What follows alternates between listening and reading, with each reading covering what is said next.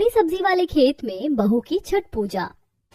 हे छठी मैया, मेरी गुंजन का ब्याह अच्छे से कर देना। 25 की हो गई है, ना जाने कब मेरी बेटी का ब्याह होगा। उसकी उम्र की लड़की शादी करके अपने ससुराल भी जा चुकी। सब कुछ हंसी खुशी कर देना मैया। मेरे परिवार में सुख समृद्धि बनाए रखना। अरे सविता बहन, तुम्हारी बेटी का ब्याह तो बचपन में ही तय हो गया था ना, तो छठी मैया से ऐसा क्यों कह रही हो? सब बच्चों से कर देना। 25 की हो गई है, बेटे वाले नाम ही नहीं ले रहे ब्याह कर ले जाने का। अरे ना करनी तो हम भी कहीं और ब्याह दे बेटी को। सही बात है सविता बहन, चिंता ना करो, छठी मैया है ना, सब कुशल मंगल होगा। चलो संध्या अर्घ देते हैं। जिसके बाद सारी औरतें सूर्यदेव को संध्या अर्घ देती हैं और छठी मैया की पूजा करती हैं। ऐसे कुछ दिन बीत जाते हैं। सविता जी को हमेशा बेटी के ब्याह की चिंता सताई रहती थी। एक दिन, अरे सविता, ये लड्डू का मेरे राघव की शादी लग गई है।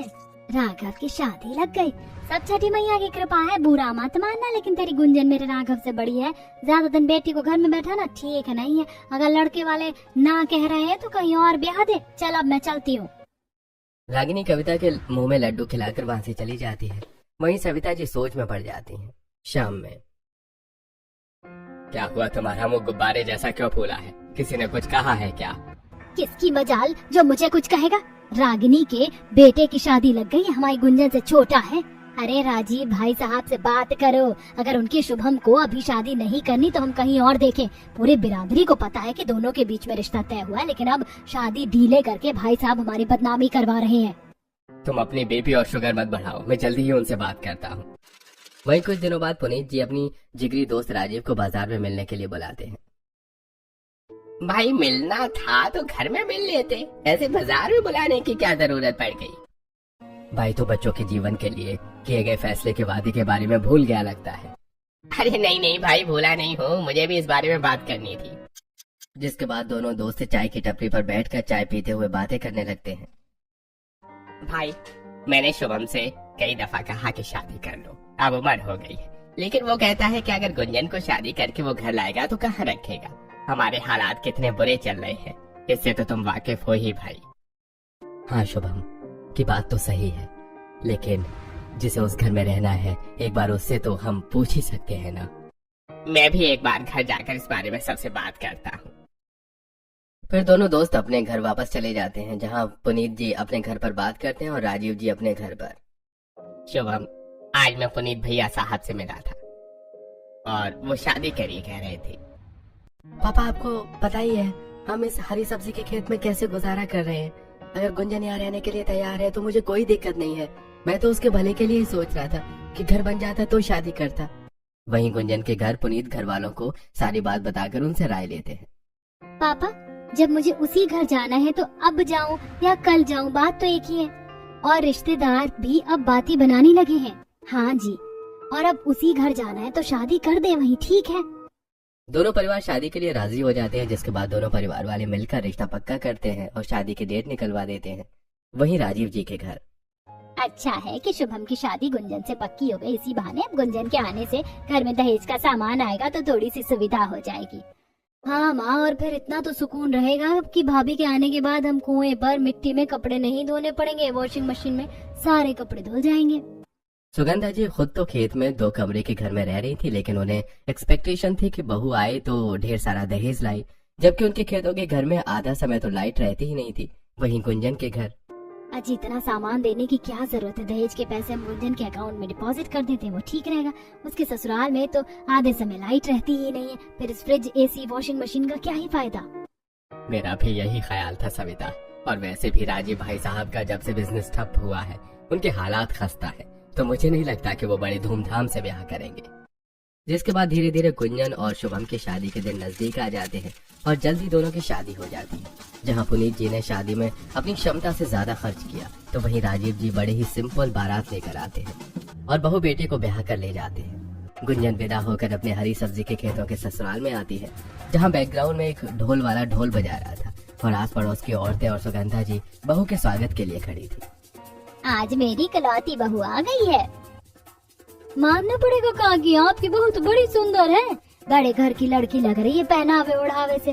तुम्हारे तो नसीब खुल गए सुगंधा जी, जो तुम्हारे हरी सब्जी वाले खेतों के घर में इतनी बढ़िया बहू आ गई है। अरे हटो बहन, तारीफ कर रही हो या बेइज्जती? हटो, मुझे मेरी बहू का स्वागत करने दो। सुगंधा और नीता मिलकर गुंजन का नए ससुराल में वेलकम करते हैं। भाभी, नए घर में आपका स्वागत है। अब से यही आपका घर है और यहाँ की जिम्मेदारी भी आपकी। कुछ देर सभी मेहमान रुककर वहाँ से चले जाते हैं। बहू, ये 2 कमरे का ही घर है, जा जाकर अंदर वाले कमरे में आराम कर ले। कल तेरी पहली रसोई है, फिर मुंह दिखाई भी, और यहाँ तेरे मायके की तरह सब कुछ आसान नहीं होने वाला। जी माँ जी। गुंजन घर में चारों तरफ नजर दौड़ाती है और समझ जाती है कि उसका ससुराल का जीवन कठिनाइयों से भरा पड़ा है, जिसके बाद गुंजन आराम करने चली जाती है। वहीं अगले दिन ससुराल में गुंजन सुबह जल्दी उठकर नहाकर तैयार हो जाती है। अम्मा जी, गैस कहाँ है? वो तो तेरे मायके से आया होगा ना बहू। तेरे मायके से आने वाले गिफ्ट्स अभी तक आए नहीं। माँ जी, पापा ने कहा है कि यहाँ इतना सारा सामान रखने की जगह ही नहीं है, तो देकर क्या ही फायदा। इसीलिए सामान के पैसे उन्होंने बैंक में मेरे नाम पर फिक्स्ड डिपॉजिट करवा दिए। इतना सुनते ही गुंजन की सास नंद, जो अब तक अच्छी बन रही थी, दोनों का बर्ताव उसके प्रति बदल जाता है। मैंने सोचा तेरे पापा गैस देंगे तो तुझे ही आराम होगा। हमारे घर में तो यही चूल्हा है, बनाओ इसी पर खाना। और हाँ, खेतों में हरी सब्जी है, बाहर भैंस बंधी है, तो पालक पनीर बना लेना। मलाई कोफ्ता, पनीर भुर्जी, तंदूरी रोटी और जीरा राइस, साथ में खीर बनाना मत भूलना बहू। पहली रसोई में जितना अच्छा खाना बनाएगी, ससुराल में तेरा उतना मान रहेगा। सास ने खाने की इतनी लंबी लिस्ट बता दी कि गुंजन चूल्हा देखकर घबरा जाती है। फिर भी गुंजन हार नहीं मानती। पहले तो चूल्हे की अच्छे से पुताई करती है, फिर बाहर से लकड़ियां लाकर चूल्हा जलाती है और चावल उबालने के लिए रख देती है। फिर खेतों से पालक तोड़ कर लाती है और भैंस का दूध निकाल कर दूध फाड़ कर पनीर बनाती है। साथ में बचे हुए दूध को खीर के लिए रख देती है। जिसके बाद गुंजन एक एक करके चूल्हे पर सारा खाना तैयार करती है और सब्जी के लिए मसाला भी सिलबट्टे पर पीसती है। चूल्हे के धुएं से गुंजन की आंखें लाल हो गई थी और सिलबट्टे में मसाला पीसने से हाथ जल रहे थे। भाभी, आपके पापा ने आपको मिक्सी, इंडक्शन और बाकी के सामान दिए होते तो इतना परेशान नहीं होना पड़ रहा होता। भाभी, नंद जी, अब ये मेरा घर है। जैसे आप लोग रह रहे हैं, मैं भी रह लूंगी। अपने कंफर्ट के लिए पापा को थोड़ी ना परेशान करना है। हमने भी गरीबी देखी है, मैं झेल लूंगी। भाभी का जवाब सुनकर नंद का मुंह बन जाता है, जिसके बाद गुंजन फटाफट सारा खाना बनाती है और सबको परोसती है। बहू, तूने चूल्हे पर पहली बार खाना बनाया है। यकीन ही नहीं हो रहा, ये तो बहुत ही ज्यादा स्वादिष्ट बना है। हाँ, ये तो बहुत ही ज्यादा स्वादिष्ट है। हाँ, ठीक ही बना है खाना। अब और क्या ही तारीफ करनी भाभी की, सबने इतना तारीफ कर तो दिया है। बहू, और खीर देना, तो बहुत स्वाद है इसमें। जी माँ जी। सभी गुंजन की पहली रसोई का खाना खाकर बहुत खुश होते हैं और बहू को उसकी पहली रसोई का नेक देते हैं। हमारे पास कुछ ज्यादा तो नहीं है गुंजन, लेकिन ये लो, ये चांदी की अंगूठी तुम्हारे लिए, पहली रसोई का नेक। इसी तरह घर वालों से जो बन पड़ता वो बहू को नेक देते हैं। वहीं शाम में सभी बहू की मुंह दिखाई के लिए आते हैं। चाची जी, बुला तो लिए हो बहू की मुंह दिखाई के लिए। बिठाओगी कहाँ? खेत में? नहीं नहीं, घर में। खेतों में थोड़ी ना बिठाऊंगी। जिसके बाद सुगंधा जी घर में चटाई बिछाकर सबको बिठाती हैं और बहू की मुंह दिखाई होती है। सुगंधा, तू तो कह रही थी कि बहू के यहाँ से खूब दान दिए जाने वाला, क्या हुआ? फुस हो गई? ऐसा नहीं है, दहेज के लिए घर में जगह तो होनी चाहिए ना। खैर, हो गई ना मुंह दिखाई। आप सभी को देर नहीं हो रही? देर ना भी हो चाची जी, तब भी हम यहाँ खेतों में ज्यादा देर तक नहीं रुक सकते। मच्छर कितने लगते हैं। चलो अब हम चलते हैं। ऐसे ही दिन बीतते हैं और गुंजन धीरे धीरे अपने ससुराल के माहौल में ढलने लगती है। जहाँ दहेज न आने के कारण सास नंद का मुंह फूला रहता, तो वहीं गुंजन अच्छे खासे परिवार से होने के बावजूद भी ससुराल में एडजस्ट होने की कोशिश में लगी रहती है। अब धीरे धीरे गुंजन ससुराल वालों के साथ खेतों में भी काम करने लगती है और खेतों में हरी सब्जियां उगाकर उसे अच्छे से सब्जी और दाल बनाकर सबको खिलाती है। शादी के कुछ ही दिनों बाद गुंजन का पहला करवा चौथ आता है। भाभी, करवा चौथ आ रहा है, याद है या भूल गई? अपने मायके में कह देना बहू, पहला करवा चौथ मायके से ही आता है, वरना तेरी माँ कहेगी कि ससुराल में जगह नहीं है तो करवा चौथ कहाँ मनाएगी। गुंजन सास के ताने समझ जाती है और बड़े ही संयम से उनकी बात का जवाब देती है। माँ जी, माँ को याद है, वो आज ही पापा से मेरे पहले करवा चौथ का शगुन भिजवा देंगी। वहीं थोड़ी ही देर में पुनीत जी की बेटी के पहले करवा का सारा सामान लेकर आते हैं और कुछ देर बेटी से मिलकर वहाँ से चले जाते हैं। वहीं पुनीत जी के जाते ही, ये क्या माँ, भाभी के लिए इतनी सुंदर साड़ी और आपके लिए हल्की सी साड़ी? हाँ भाई, हम गरीब हैं तो हमें नीचा दिखाया जा रहा है। नहीं माँ जी, ऐसी बात नहीं है। अगर आपको मेरी साड़ी चाहिए तो आप ये वाली ले लीजिए, मुझे कोई दिक्कत नहीं है। हाँ, मैं तेरी साड़ी ले लूं ताकि जग मुझे ताना दे कि बहू की साड़ी उतरवा कर पहन ली। अच्छा दिमाग लगाया बहू तूने भी। नहीं माँ जी, ऐसी बात नहीं है। आगे गुंजन सास की बातों का ज्यादा जवाब देना सही नहीं समझती और वहां से चली जाती है।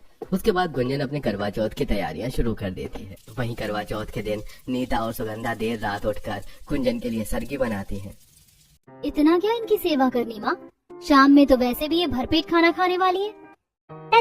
ऐसे नहीं कहते, इस उपवास का बहुत महत्व होता है। हमारा जो फर्ज है कर देते हैं, करवा माता सब देखती है। जिसके बाद सुगंधा जी बहू को सरगी देती हैं और गुंजन अपना करवा चौथ का व्रत शुरू करती है। गुंजन खेतों में ही एक पंडाल बनवाती है जहां गांव की सारी औरतें आकर गुंजन के साथ बैठकर साथ में मेहंदी लगाती हैं। वहीं शाम में गुंजन खेतों में ही गोबर से लीप कर थोड़ी सी जमीन समतल करती है और करवा माता की फोटो लगाकर करवा रखकर करवा माता की पूजा करती है। गुंजन के गरीब घर में आकर इतने प्रयास देखकर अब सुगंधा जी का दिल थोड़ा सा पिघलता है कि उनके इस तरह का बड़ा घर नहीं है, लेकिन जो भी है उनकी बहू उसी में एडजस्ट कर रही है। वहीं गुंजन करवा माता की पूजा करके शुभम के साथ खेतों से ही छलनी से चांद देखती है और फिर शुभम का चेहरा, जिसके बाद शुभम गुंजन का व्रत खुलवाता है।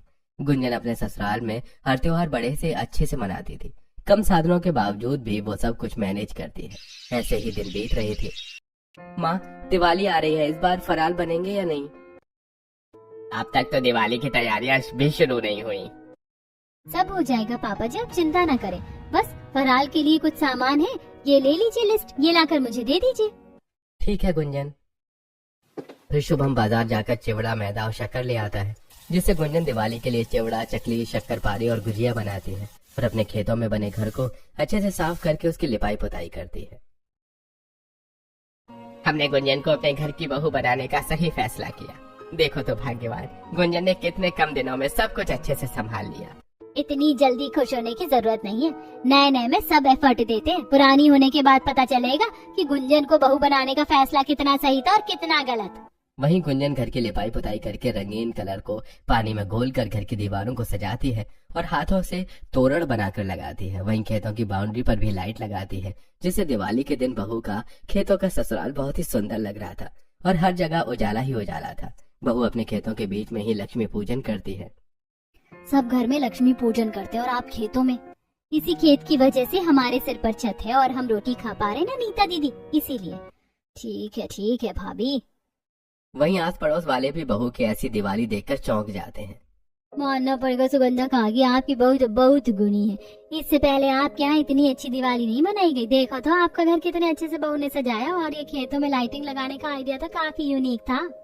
इस तरह सभी पड़ोसन बहू की खूब तारीफ करती हैं और बीच गांव से सभी बहुओं के साथ खेतों में दिवाली मनाने आते हैं, जहां सभी बहुओं के हाथ का चकली, चिवड़ा और मिठाई खाकर पटाखे फोड़ते दिवाली मनाते हैं। ऐसे ही दिन बीतते हैं और एक दिन गुंजन की माँ उसे फोन करती है। बेटा, छठ पूजा आने वाली है, याद है ना? हाँ माँ, याद है।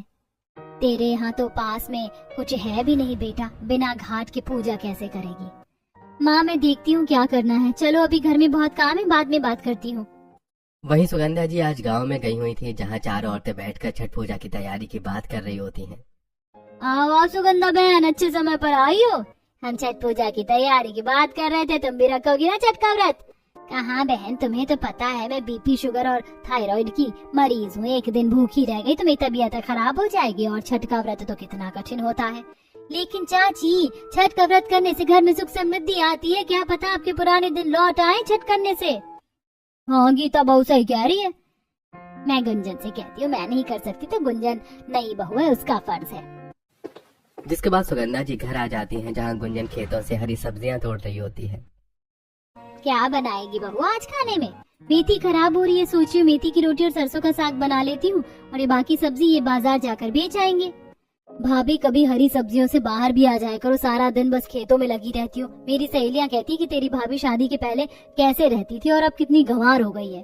तो दीदी आप उनसे कह दिया करो कि मेरे मेंटेनेंस का खर्चा वो उठाए, मैं डेली पार्लर जाया करूंगी। भाभी के तीखे जवाब से नीता की बोलती बंद हो जाती है। नीता जानबूझकर गुंजन से जलती थी, इसलिए उसकी बुराई का मौका ढूंढती थी। वहीं शाम में, शुभम बेटा, खेतों की सारी सब्जी की कटाई कर लेना, अब कल जाकर बाजार में बेच आएंगे। छठ आ रही है ना, तो अच्छी बिक्री होने वाली है। जी पापा, छठ से याद आया कि माँ इस बार आप छठ नहीं रखोगी? नहीं, मेरी तो दवा चल रही है ना बेटा, मैं कैसे रहूंगी। लेकिन हाँ गुंजन बहू, तू अब नई नवेली है, अब से तू छठ रखेगी। घर की सुख समृद्धि और लंबी उम्र के लिए अब ये तेरी जिम्मेदारी है। माँ जी, मैंने तो पहले ही सोच लिया था कि मैं छठ का व्रत रखूंगी, बस आपके कहने का इंतजार कर रही थी। जिसके बाद गुंजन छठ के व्रत की तैयारियां शुरू कर देती है। माँ जी, कल नहाए खाए है ना, और यहाँ आसपास में कोई नदी या तालाब या घाट नहीं है क्या? पहले था लेकिन अब सूख चुका है बहू वो सब। बिना पानी के तू अब छठ का व्रत कैसे करेगी? माँ जी, कुछ तो करना ही होगा। जिसके बाद गुंजन सोच में पड़ जाती है कि अब वो कैसे छठ की पूजा करेगी। तभी गुंजन को आइडिया आता है। क्यों ना मैं हमारे इतने बड़े खेत में ही गड्ढा खोदकर पानी भरकर अपनी छठ पूजा की पूजा करूं। जिसके बाद गुंजन अपने पति की मदद से फावड़ा में खेत में एक गड्ढा सा खोदती है बड़ा सा, और पास के कुएं से बाल्टी बाल्टी पानी लाकर गड्ढे में भरती है। कई घंटों की मेहनत के बाद गुंजन ने गड्ढे में पानी भर लिया था ताकि वो अगले दिन नहाई खाई की रस्म कर सके। जिसके बाद गुंजन अपने घर को अच्छे से साफ करती है और गोबर से लीप कर पूरा घर शुद्ध करती है और चूल्हे को मिट्टी से पोतती है। अगले दिन गुंजन सुबह जल्दी उठकर अपने द्वारा बनाए गए गड्ढे में नहाती है और फिर खेतों से लौकी तोड़ कर लाती है और सात्विक तरीके से लौकी की सब्जी और चावल बनाकर खाती है और नहाई खाई की रस्म पूरी करती है। मैं तो डर रही थी कि बिना तालाब या घाट के तू छठी मैया का व्रत कैसे करेगी, लेकिन मुझे तेरे मन की श्रद्धा देखकर अच्छा लगा। माँ जी, छठी मैया है ना साथ, तो सब हो जाएगा। गुंजन ने नहाई खाई की रस्म करने के बाद छठ पूजा के सामान का जुगाड़ करने लगती है। अजी, छठ पूजा के सामान के लिए पैसे चाहिए थे। ये लो 200 रुपए ही है और इतने में ही सामान ले लेना, क्योंकि जो भी सब्जियां बेचने गया था सब खराब हो गई थी। आप चिंता ना करो, सब ठीक होगा।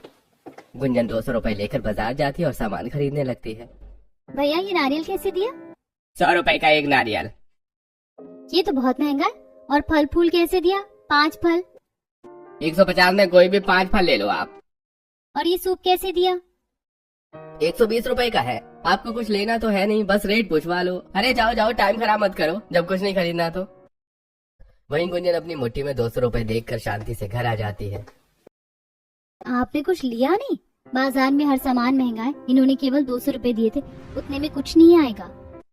अब गुंजन को समझ नहीं आ रहा था कि वो दिवाली कैसे मनाई। तभी गुंजन को याद आता है कि उसने घर के पीछे ही कुछ गन्ने बोए थे, वो अब तक बढ़ गए होंगे। फिर गुंजन घर के पीछे से गन्ने काट लाती है और जंगल जाकर बांस काट कर लाती है। बहू, इस बांस का क्या होगा? माँ जी, बाजार में सूप 120 रुपए का है, पूरे छठ के सामान में 500 रुपए से ज्यादा लगेंगे, इसीलिए मैं सोच रही हूँ कि जैसे तैसे कम में काम हो जाए। मैंने बचपन में मम्मी को हाथ से सूप बनाते देखा है, मैं बना लूंगी। फिर गुंजन बांस काट कर उसके पतली फड़िया करके हाथ से सूप बनाती है और जंगल से ही सूखा नारियल लेकर आती है। अजी, 5 फल चाहिए था, आप एक बार कहीं से लाए थे ना? हाँ, वो मेरे दोस्त की दुकान है, मैंने हरी सब्जी के बदले में उसे फल लिया था। आप लेते आएंगे? ठीक है। जिसके बाद शुभम अपने दोस्त की दुकान पर जाकर उसे फ्री में कुछ हरी सब्जियां देकर वहां से फल फूल ले आता है। वहीं गुंजन खेतों की लाल मिट्टी से पूजा करने के लिए 2 मिट्टी के दिए बनाती है और इस तरह गुंजन छठी मैया के पूजन का सारा सामान तैयार करती है। वहीं शाम में एक पड़ोसन जब सुगंधा जी से मिलने आती है। और सुगंधा बहन, तुम्हारी बहू ने ठेकुआ और खस्ता बनाया है? नहीं नहीं बहन, अभी तक तो नहीं बनाया है। बहू को कह देना बनाने, क्या पता बिना ठेकुआ के छठ पूजा न कर ले। काकी, आप चिंता मत करो, आपसे पहले मेरा ठेकुआ और खस्ता तैयार हो जाएगा। मेरा तो गेहूं धुलकर भी सूख चुका है।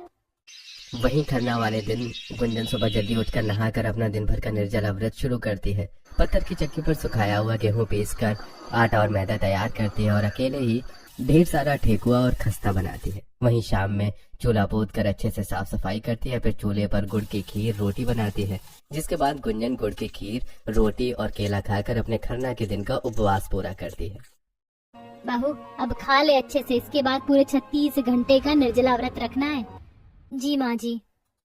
जिसके बाद गुंजन का निर्जला व्रत शुरू होता है और गुंजन पूरे 24 घंटे बिना कुछ खाए पिए बिता देती है और अगले दिन शाम में एक सिंपल सी साड़ी पहनकर नाक से मांग तक सिंदूर भर कर लगाती है। पूजा का सारा सामान तैयार करती है और खेत में ही बनाए गए घाट पर छठी मैया की पूजा करती है और सूर्य देव को संध्या अर्घ देती है। गुंजन की कड़ी तपस्या और मेहनत देखकर आज सुगंधा जी बहुत ही ज्यादा भावुक हो जाती है। मेरी बहू कितनी मेहनती है, आस पास में ना कोई तालाब है और ना ही कोई नदी, ना कोई घाट, फिर भी बहू ने इतनी मेहनत करके अपनी छठी मैया का व्रत सफल कर लिया। आस पास के सारे घाट सूख गए। सुगंधा बहन, अगर तुम्हें एतराज ना हो तो हम भी यहाँ पूजा कर लें क्या? छठी मैया की आराधना के लिए कौन ही मना करेगा भला। शुक्रिया चाची जी। फिर सभी पड़ोसन साथ में छठी मैया की पूजा करते हैं और सूर्य देव को संध्या अर्घ देती हैं और बैकग्राउंड में सभी छठी मैया के गीत गाते हैं। जोड़े जोड़े फलवा सूरज देवे, घटवा पे तिवाई चढ़ावले हो, घटवा पे तिवाई चढ़ावले हो। जल बिच खड़ी हुई दर्शन ला आसरा लगावले हो। छठी मैया के ऊंची रे अररिया हो, आहो पर चढ़ लो न जाए, लीही ना कवन देव को दरिया, घटिया दीना बनाई। इसी तरह सभी छठी माँ और सूर्यदेव का गीत गाकर संध्या अर्घ करती हैं और छठी माँ को पूरे मन और श्रद्धा से पूजती हैं। एक पल के लिए खेतों पर बनाए गए घाट पर जो माहौल बनता है, सभी भूल जाते हैं कि वो खेतों में छठी माँ की पूजा कर रहे हैं। सारी पड़ोसने और घर वाले हाथ जोड़कर ढलते सूर्यदेव को देखकर प्रणाम करते हैं। वहीं बहुत दूर तक पानी में खड़ी रहकर छठी माँ की आराधना करती है। वहीं रात भर खेतों में ही सारी पड़ोसने गाना बजाना करती हैं, छठी माँ के अच्छे अच्छे गीत गाते हैं और भजन कीर्तन करती हैं। अगले दिन सुबह बहुत जल्दी उठकर नहाकर तैयार होकर कोरी साड़ी पहनकर फिर से नाक से मांग तक सिंदूर सजाती हैं और खेतों में बनाई छठी माँ के घाट पर उगते सूरज को देखकर पूजा करती है। छठी मैया मेरे ससुराल के हालात सुधार दो, सब आप पर निर्भर है मैया, सब कुछ सही कर दो, मेरे ससुराल की सुख समृद्धि लौटा दो मैया, पहले के जैसे कर दो सब। हे सूरज नारायण, बस अपनी कृपा बरसाए रखना प्रभु। इतना कहकर गुंजन सूर्यदेव को सुबह का अर्घ देती है और छठी माँ और सूर्यदेव की पूजा करती है। इसके बाद बारी बारी से सारी पड़ोसनें भी सूर्यदेव को सुबह का अर्घ देकर उनकी पूजा करती हैं और इस तरह सभी मिलकर खेतों में ही छठी माँ की आराधना करती हैं। तुम बहुत भाग्यशाली हो सुगंधा, जो इतनी बढ़िया बहू मिली है। और नहीं तो क्या, वरना इतनी मेहनती बहू जल्दी कहीं नहीं मिलती, खासकर जब लड़की समृद्ध परिवार से गरीब घर में आए तो। मैं भी भाभी को बहुत बुरा भला बोलती थी, लेकिन भाभी आप बहुत अच्छी हो। आज के टाइम पर कोई इतना लंबा उपवास नहीं करता, सब तो अपने ही फैशन में चूर रहते हैं।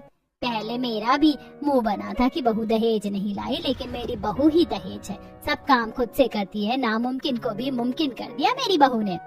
सभी बहू की खूब तारीफ करते हैं और पड़ोसने अपने घर चली जाती हैं, जिसके बाद गुंजन नहा धोकर घर की साफ सफाई करके खीर पूड़ी सब्जी चावल सारा खाना बनाती है और भगवान को भोग लगाकर अपने ससुराल वालों को खाना परोसती है और खुद भी खाना खाती है। वाह गुंजन, आज के खाने में तो अलग ही स्वाद है। वैसे तुम्हें छठी माँ के प्रसाद में बना ठेकुआ नहीं दिया? ये लीजिए जी। गुंजन सबको ठेकुआ देती है और व्रत का प्रसाद गांव में भी बांट कर आती है। वहीं जब बहू घर आती है तो देखती है एक बड़ी सी गाड़ी उसके ससुराल के खेतों के घर के बाहर खड़ी है। कौन आया है? बहू, अब हमारे भाग्य खुलने वाले हैं। हमने सुना यहाँ एरिया में सबसे ज्यादा हरी सब्जी की खेती आप ही लोग करते हैं।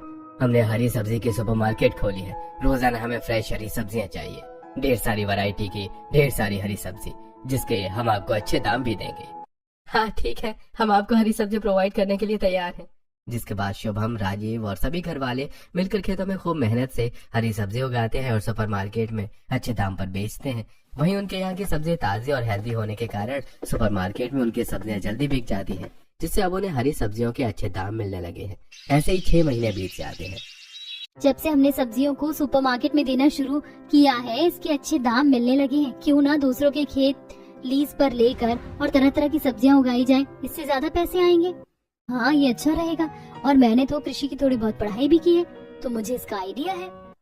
जिसके बाद राजीव जी बहू के कहने पर दूसरों के कुछ खेत भी लीज पर ले लेते हैं और सभी मिलकर अब हरी सब्जियों के साथ दूसरी अन्य सब्जी गोभी, मटर, आलू, टमाटर, भिंडी की भी खेती करते हैं, जिससे अब उनके पास से कई सुपरमार्केट के ओनर सब्जी लेने लगते हैं और उनकी कमाई बढ़ जाती है। ऐसा करते करते 2 साल में ही गुंजन के ससुराल वाले अच्छा पैसा कमा लेते हैं और अब गुंजन उन पैसों से गाँव में अपना खुद का बड़ा सा घर बनाती है। मैंने कभी नहीं सोचा था कि बहू कभी हमारा इतना बड़ा खुद का घर होगा।